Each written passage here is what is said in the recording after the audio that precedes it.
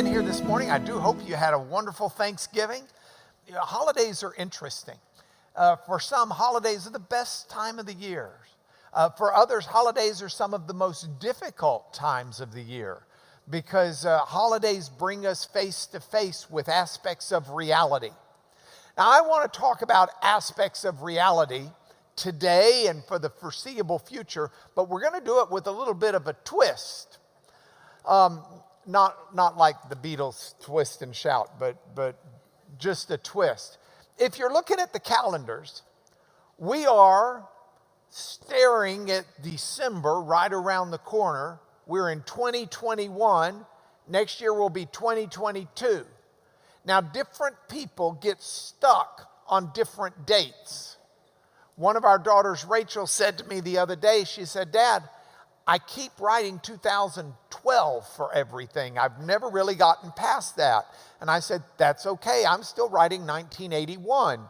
And it's just, that's the year that's stuck in my brain when I write something down. And I have to mentally realize it's not 1981 anymore.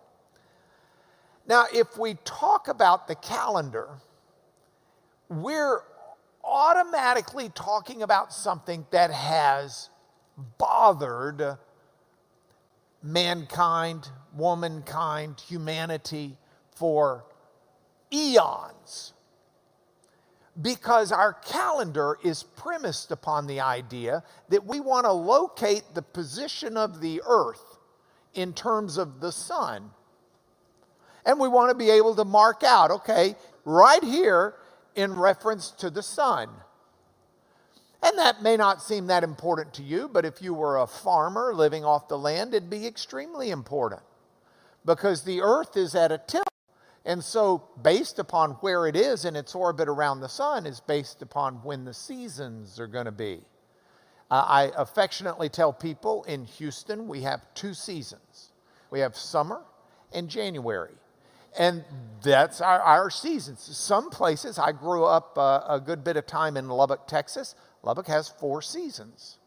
And you can see the seasons unfold and develop. The problem is our years don't really map out well with our days. Because our days are based upon how long it takes to make a complete circle for the earth itself, right? And we think that's roughly 24 hours. It's not quite 24 hours. Sometimes it's a little bit longer. Sometimes it's a little bit slower because the earth has a little bit of wobble to it. But if you take those days that we use to measure time and try to turn them into years, you get in trouble because you're mixing apples and oranges.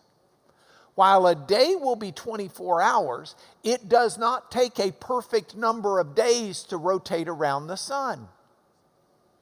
So you can't do a year based on a certain number of days. Now, some civilizations didn't give a rip as much about calendars. They needed to know when the time came to plant, and there's a convenient time for that. The equinox, which is from a couple of Latin words, equa, equal, nox is night, and that's equinox is when the night is the same length of time as the day, when the night equals the day. And you've got that happening once in the spring, where it's 12 hours of night and 12 hours of day. You've got that happening one time in the fall or the autumn. Hence, we have the spring equinox and we have the autumnal equinox, where night is equal to day. And for some civilizations, that's really all they needed to know, or that was the most important thing because that marked the changing of the seasons. After the autumnal equinox, night gets longer, days get shorter. Less sunshine, less heat, less farming weather, more winter. The spring equinox, longer days are coming, greater growing season, greater heat for the earth, etc., or that part of the earth. So you've got civilizations like the ancient one in England that built Stonehenge, where they're able to look, and each year they can tell when those equinoxes are occurring based upon how the sun rises in reference to these stones they built. If you go back to ancient Rome, Rome had its own calendaring system. Some of it they brought over from the Greeks, but the Romans had their own. Now, the Roman calendaring system was a bit loosey-goosey for many, many decades and centuries, in fact, because they wanted to have spring at the right time, but they measured things by days, and days don't compute into years very easily. And so sometimes they just have to add a few days. Now that got to be kind of important because their elected officials were elected for a certain number of years. So you've got some fella in power, and he decides, well, this is the year to add about 25 more days. And lo and behold, he's got 25 more days to be in power. And that didn't seem to be the best thing in the world. They had certain names for certain days of the month. For example, the first day of the month was called calends. We get a word from that. Calendar. Our calendar registers the first days of each month. The calends. The Ides was the middle day of the month. Hence, Julius Caesar, beware the Ides of March. It was March 15th when Brutus assassinated him. So those names were there, but the calendar itself was rather loosey-goosey until Julius Caesar. And Julius Caesar had been to Egypt, and Egypt had a much better calendar than the Romans did. And he knew the Romans could do better. And so he looked at the calendar and he said, we can do better. And do better he did. He developed the Julian calendar, named after him. And the Julian calendar had certain months, and he stretched out what had been 10 months of the Latin calendar, the Roman calendar, into 12. Names of the month, voila, here they come. So January is named after the Roman god Janus. He had one head but two faces. He looked forward and he looked backwards. Hence January, the start of the year, when you look forward, but you also look backwards. And that's where the name comes from. February is the month of cleaning. They had a festival where they cleaned out Rome. That February was the February festival. It was a cleaning festival. They did their spring cleaning. March, named after the god Mars, the god of war. March was a month where typically they would head out into battle. They didn't like to fight in the cold winter time. They would go out in March and start their battle. April, May, June, scholars debate over where those names come from. They could be associated with certain gods who carry certain similar names, but they could also be associated with certain Latin words that also have that same concept. But the months after that were months of like Sextilis, Septembrus, based on the Latin words for their number. Sextilis, 6, Septembrus, 7, Octobrus, 8, Novem, 9, Decem, 10. You say, well, wait a minute. Something's amiss. December's the 12th month, not the 10th month. That's because they kept those names even though Julius Caesar added a couple of months.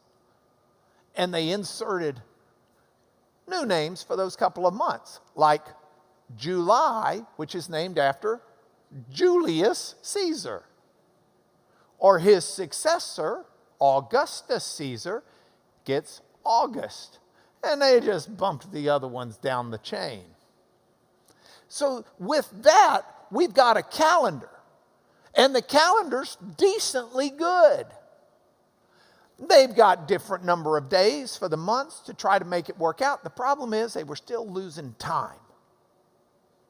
So you got to a point where Easter wasn't falling even remotely close to Easter. And the church says, we got a problem. So in the 1500s, the church decides to change this. And under the reign of Pope Gregory XII, there was a declaration that on October 4th, you would go to bed at night and you would wake up the next day. And instead of being October 4th, it would be October 15th. Ben Franklin would later remark that that was the nicest thing for an old man, to be able to go to bed at night and wake up 11 days later. But because Pope Gregory put this out, or it was put out under his reign and papal seal, there were a lot of Protestants that weren't going along with it. This was a Catholic conspiracy, after all, so they thought. And so for a number of countries, it took a number of decades before they ascribed to the Gregorian calendar that we have today. And the Gregorian calendar inserts a leap year every fourth year, where February of 28 days gets 29, to try to make the yearly calendar correspond with our days of the earth rotating on its axis.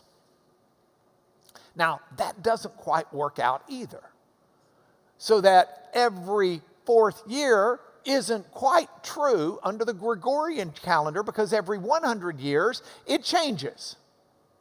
But that's the calendar we've got today. Now, why do I bring this up? Because that's our Western calendar, but it's not our only calendar. Tishri is the first month of the Jewish calendar. And so if you're in Israel, you've got a Jewish calendar as well as the Western calendar, and they keep time with both. A number of non-Western traditions have their own calendars. There's the Chinese New Year that marks the Chinese calendar. There are a vast host of different calendars now, and historically even more. One of the calendars that's out there is the Western Church calendar. Now, we're in a Baptist church. Baptist churches generally have like Zippo regard for that, because that's not really what we're into. So I thought I'd bring it in. The Western Church calendar starts with Advent. And Advent is the 4 Sundays before Christmas. So today is the beginning of Advent. Tonight's the beginning of Hanukkah, Festival of Lights. Both you light a candle for different reasons. But the festival that is Advent, or the season that is Advent, I should say, often is marked by Advent calendars, where you've got those days and you get certain things. It comes from the Latin word adventus. Adventus, in Latin, the V was pronounced as a W. So that's adventus. If you do a double V, that's a double U. That's what the W is. But the U, the V, adventus, there is the Latin word for arrival.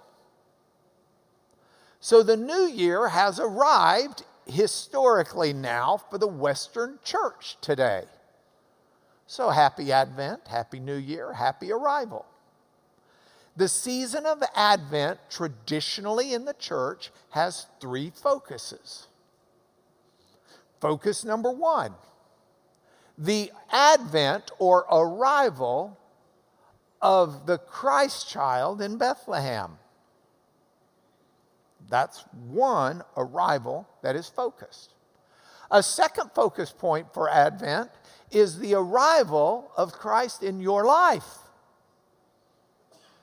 where you came to know him, where you came or I came to be in relationship with him. And the third focus is the arrival that is assured in the future when the Lord returns again to finish making things right. So if those are the three focuses of Advent, my hope is that throughout the rest of this year, we will focus on Advent together. So I get to teach today. Brent will be teaching next Sunday. And then I'll be teaching throughout the rest of the year, hopefully, and we'll finish it up. So that's Advent. Now, with that background, are you ready? Okay. Lesson number 1. God has plans. He got big plans, and he's got individual plans. God has plans for you. You can fill in your name. And God has plans for you. The Bible never talks about God calling people just generally. I want an army. Go raise me an army. Y'all come on in. God always calls people individually. God seeks you as a person, not you as a group. Now, as a person, we make a group. He makes us his people. But he calls us with individual purpose. So here's your first Advent passage for today. It's from John 1, verses 6 through 8. There was a man sent from God whose name was John. He came as a witness to bear witness about the light, that all might believe through him. Now, he was not the light, but came to bear witness about the light. Now, this man was sent from God. That word sent is apostello in the Greek. Apostello is a verb that means I'm sending out. There's a noun form of it. Somebody who was sent is an apostle. That word was used as a word not only for, of course, the 12 apostles that were selected by Christ, but that word is used even in the New Testament for messengers. If you send someone with a message, they are an apostle. Okay? So, by the way, some people get real concerned that words in the New Testament can have such different meanings. Don't ever get concerned about that if you speak English, okay? Because if you speak English, I've even heard my kids talk about someone who will hang up the phone. Well, you don't hang this up. That's a reference that's left over in our language from when we had phones on the wall that you would hang up, and that's the way you would disconnect. But we'll talk about hang up a phone, or we'll talk about hang up a picture. Those mean two entirely different things, even though they're the same word. And I won't even start about my hang-ups. But we use the same word with different meanings that are kind of related, but carry a different connotation. That's no different in other languages. So someone sent, an apostle, can mean different things in different places, even within the Bible. But there was a man who was apostled from God, who was sent from God. His name was John. Now, he came as a witness. Now, if we were reading this in Greek, we would see this 3-letter word right here. That's an I, iota. That's an N, nu, which is you say, no, that's a V. That's the way they wrote their N's. That's an N, and that's an A, an alpha. This has got a reverse comma in front, like an open mouth that goes, because it's the H sound. All right? So you would pronounce this Hina. And you'll see Hina, Hina, Hina. Hina was a way you would introduce a clause in Greek that had purpose. It says, this is for the purpose of. This is in order to. This is the reason why. Here's the purpose. And so if you're reading it in the Greek, you're going to see very clearly something that you can pick up in the English, but it's driven by this Greek word. There was a man, he was sent from God. Why? For a reason. Let me give it to you in 3 different clauses. Here are reasons God sent him. God sent him in order to bear witness about the light. Bear witness about the light. That's one of the reasons he was sent. God sent him that all might believe through him.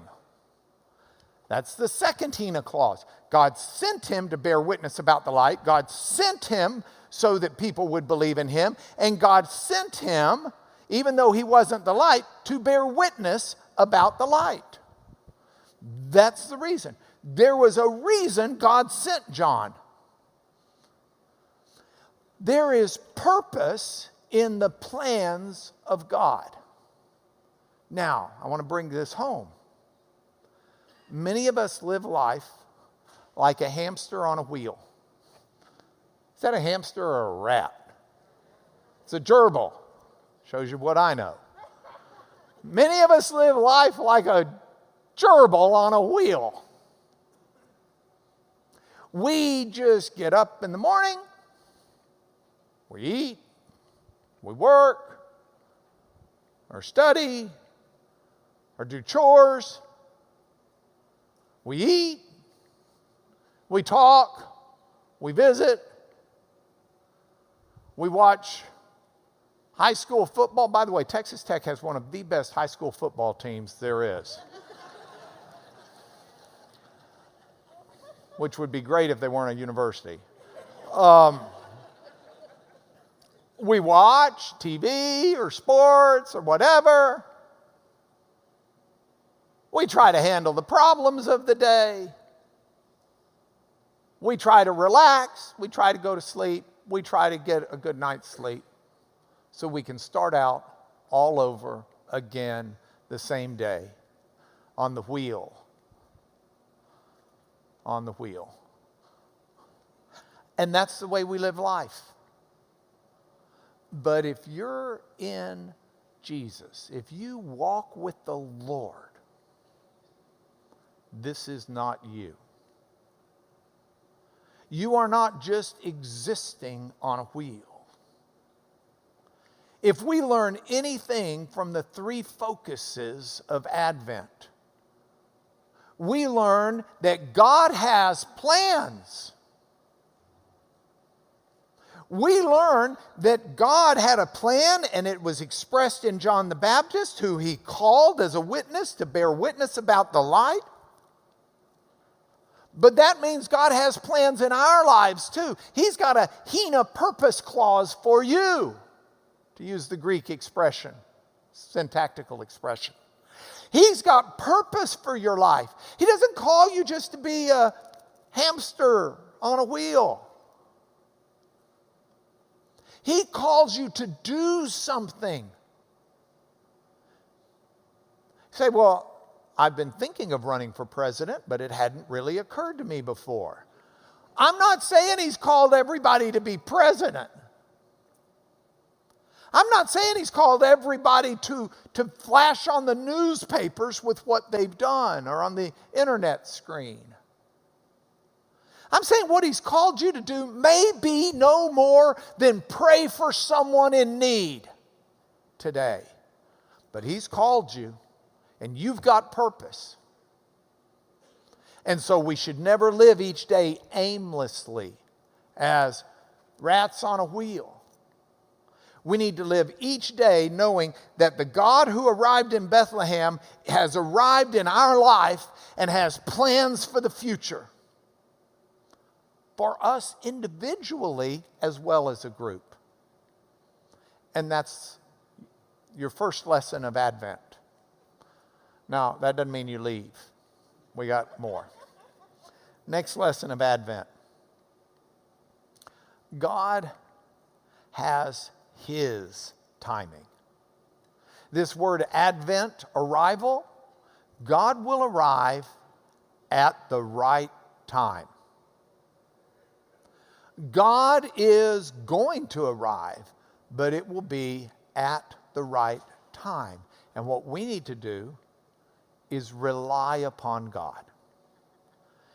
I cannot tell you the importance of reliance without, at this point in time, thanking you for your prayers for my trial. I've basically been in Cleveland for the last 11 weeks. We finished. The jury returned a verdict. And I thank you so much for your prayers, your concerns, for showing up on Sunday so I've got a reason to get back here. And beyond just my family, who I could have hauled up there, I guess, but they wouldn't have loved that. So let me tell you a trial story. Y'all got time for a trial story? Okay. One of the issues in this case was the case involved the opioid problem and the opioid epidemic. And there are many reasons that we in America have a raging opioid epidemic. And those reasons, those causes are varied. They involve manufacturers who falsely marketed the drugs. They involve some doctors who were writing prescriptions wrongly. They involve addicts who were taking the drugs wrongly. They involve drug cartels who were importing substitute opiates, heroin, and other things like that. When the black market for the pills got to be too expensive, it's cheaper just to buy street heroin, which is another opioid.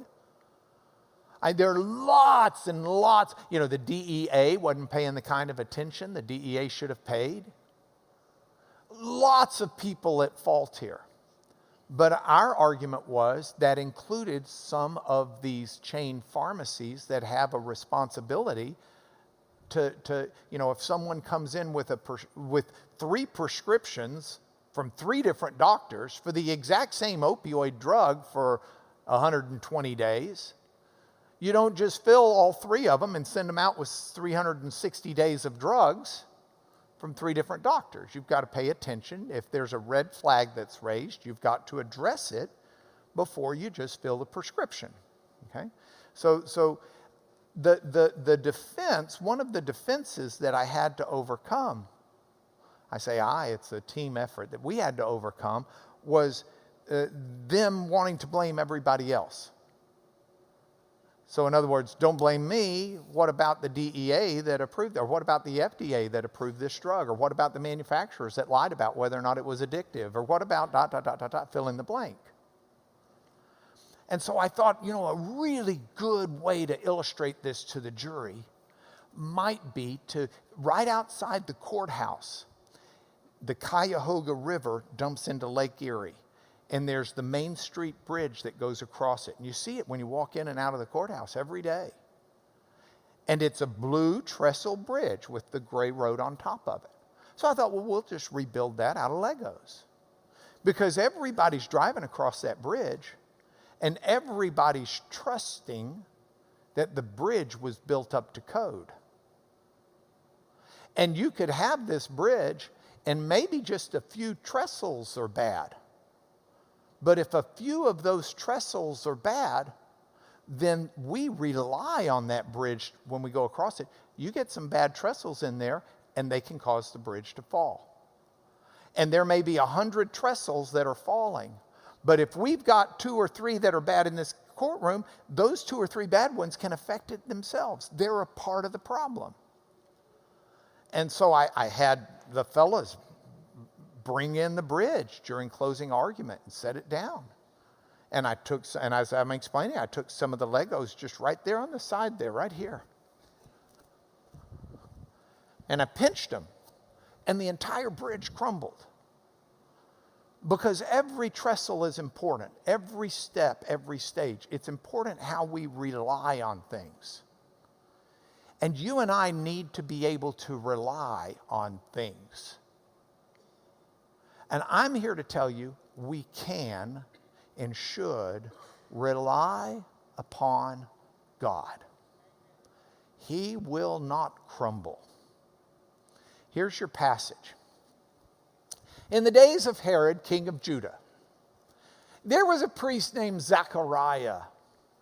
And he had a wife, and her name was Elizabeth.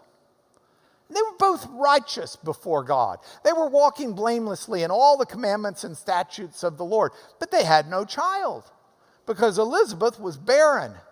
And they were both advanced in years. Now, there is a temptation in all of us to be self-sufficient. I would love, maybe it's just me, but wouldn't it be cool to be self-sufficient? Would it not be nice to have all of the money you need so that you didn't have to rely on anybody in a job? Wouldn't it be nice to have all the food you want so you didn't have to rely upon any food chain or anything else? You grow all your own stuff. Wouldn't it be nice if you had unlimited energy for your house and your cars? If solar panels really were so great that they could take care of every energy need you had? Wouldn't it be cool if you could just become so self-sufficient? See, but the thing is, that's not you. We're not self-sufficient.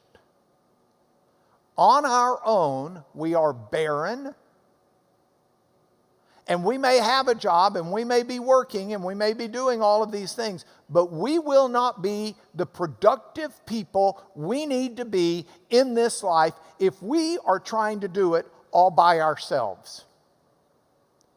And if Advent means anything, it means God arrives in Bethlehem because we needed him to.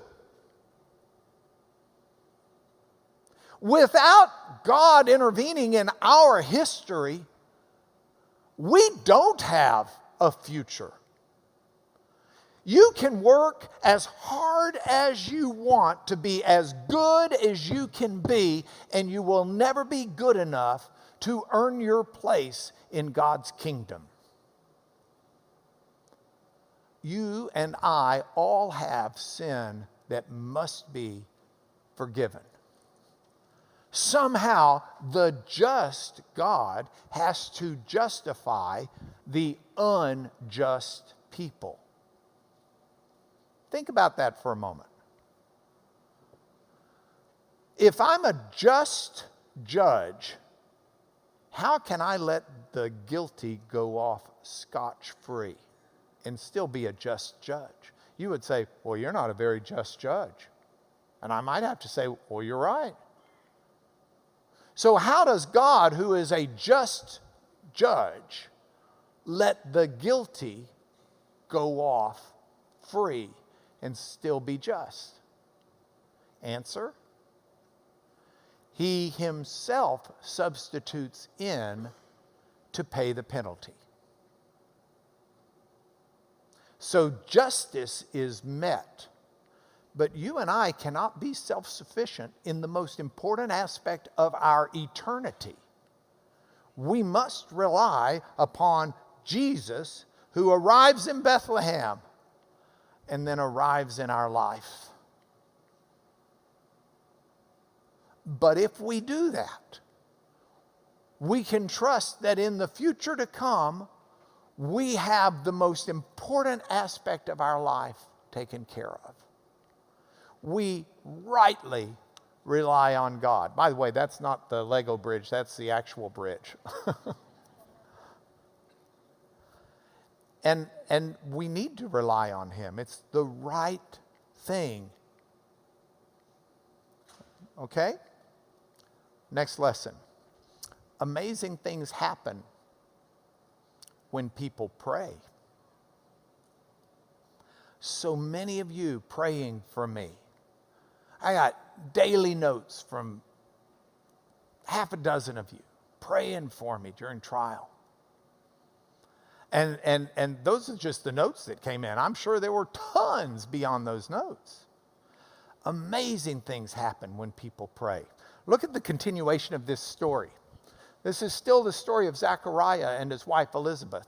Now, while Zechariah was serving as priest before God, when his division was on duty, there are thousands of priests, and they've got all of these different chores, and it was the turn for his division. They were up. According to the custom of the priesthood, he was chosen by lot to enter the temple of the Lord and burn incense. That's one of the jobs. And the whole multitude of the people were praying outside at the hour of incense. Incense was an image, a demonstrative, we would say in court, a PowerPoint slide. It was a visual representation of the prayers of God's people rising to God. The fragrant, pleasing prayers of God's people going up. So it was the people are praying outside at the hour of incense. And there appeared to Zechariah an angel of the Lord standing on the right side of the altar of incense. Now, this is kind of crazy if you think about it. You start out here, he is serving as a priest before God. He's doing his job. He's gone to work as he did every day. Every day, he did his jobs. He goes to work day after day, week after week, month after month, year after year. And if it wasn't him doing it, it was someone else doing it. They all had this job. It had been going on for centuries. And it's just the way it does. Just a normal, routine day with people, while he's serving, people praying. And what he's doing, he was chosen by lot. They just kind of roll the dice. But what other people might call luck was not luck. The hand of God was there. See, you and I, we're not a roll of the dice. You're not here by chance. You're not listening to this by chance. God is at work, even in an ordinary day where you're doing run-of-the-mill things. God has something far beyond you and I at work here. And so we see this. And he enters the temple. This is what he was chosen by lot to do, to enter the temple. Now, the temple at the time had incense that was offered every morning, every evening, day in, day out, week after week, while months, years, decades, and centuries roll by. It was service. It was a normal occurrence. I dare say the humdrum of temple life. But hundreds and hundreds and hundreds and hundreds of years before, the prophet Isaiah had declared the word of the Lord. And in Isaiah chapter 40, we read some of this. In Isaiah chapter 40, we read,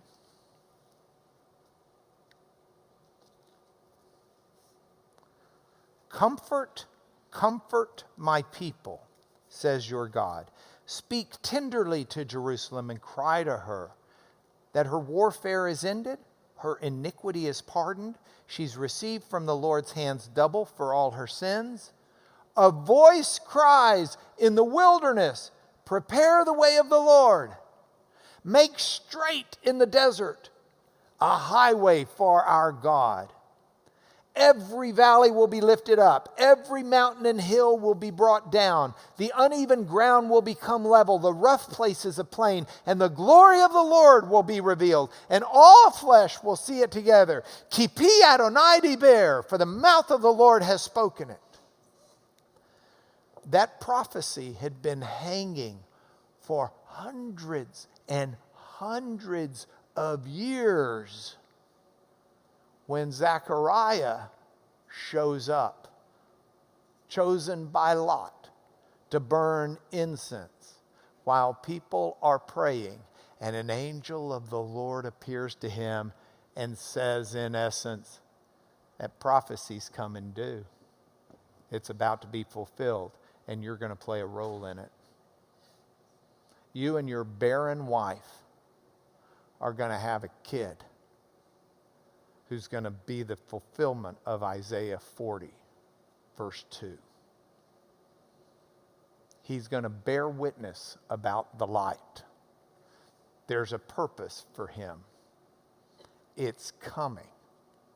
See, what was arriving in Bethlehem was something that was most amazing, but it happens in the midst of a people praying while a priest is serving.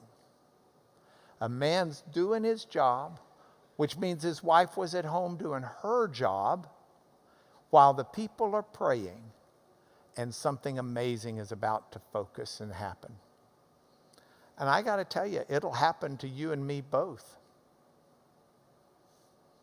You do the normal things in your life. You come in here on a Sunday morning. You serve God in your life, and you accompany that with prayer. And you've got other people praying for you, and amazing things happen. That's the way of the Lord. Amazing things happen when people pray and serve. Now, before we finish, I want to urge you with something else. I want one more lesson here. I want to urge you to move from fear to faith. And this kind of ties this up together, but the story continues. And Zechariah was troubled when he saw the angel. And fear fell upon him. But the angel said, Me phobu, don't be afraid, Zechariah, for your prayer has been heard, and your wife Elizabeth will bear you a son, and you'll call his name John. Don't be afraid. Don't fear. What's going on in your life? Don't be afraid. Say, well, I don't have an angel telling me that. Well, I am no angel. I will readily confess. But I've read about them. And I'm here to tell you this lesson applies to you and me both. Now, my wife has accused me of being an angel. She said I'm always up in the air harping about something. It's just an old joke. Couldn't pass it up. I'm sorry. But you're hearing from Scripture. Don't be afraid. Me phobu in Greek. Don't fear. Because your prayer has been heard. Say, well, I hadn't prayed. Okay, fear, but pray. And then don't fear. Your prayer has been heard. God is at work here. You don't need to be afraid. You can rely upon God. Say, well, yeah, but what if God lets me down? Do you know what word is inserted here? All right, well, 2 words in the Greek. This just means sort of because. So that's because it's been heard, your prayer. But don't fear because your prayer's been heard. Do you know what's inserted there? The name, Zechariah. Zechariah. Zechariah comes from two Hebrew words. Zachar is the Hebrew verb that means to take action because of what you remember. And Yah is the Hebrew abbreviation for the name of God, Yahweh. Zechariah means God remembers. So you don't need to be afraid. I don't need to be afraid. Zechariah didn't need to be afraid. Our prayers have been heard by the God who remembers. I don't know about you, but my memory is terrible for some things. For some things, it's like really good. But for some things, it's horrible. I was in this trial, and defense team, Army, Legion, there were 3 defendants, originally 4, one settled out in the middle of trial, so that left 3. And I mean, they had armies, okay? I mean, they were armies, and with really good soldiers. And one of them was a fella named Eric Delinsky. Really good lawyer, really good guy. And Eric Delinsky had asked some question or made some comment or something that I needed to reference when I was cross-examining one of the witnesses. So I'm up at a podium, the jury's over here, the armies of darkness are over there. My team is over here, and the judge is up at the front, and the witness is over there. And I said to the witness, "Did you hear when Mr.?" And I couldn't think of Eric Delinsky's name. I just couldn't think of it. It was gone. And I'm like, and I'm just like, when Mr. Judge says, "Is it Mr. Delinsky?" And I said, "Yes, Your Honor." I said, "I do better with his nickname. I'm so sorry." And the judge, and he goes, "What's his nickname?" I said, "Well, I just call him D-Dog." And jury laughed, judge laughed. D-Dog, later on, he took one of my Torah books, and he asked me to sign it to D-Dog. So, my bud. But my memory, I could do D-Dog, but I couldn't do Delinsky at that moment.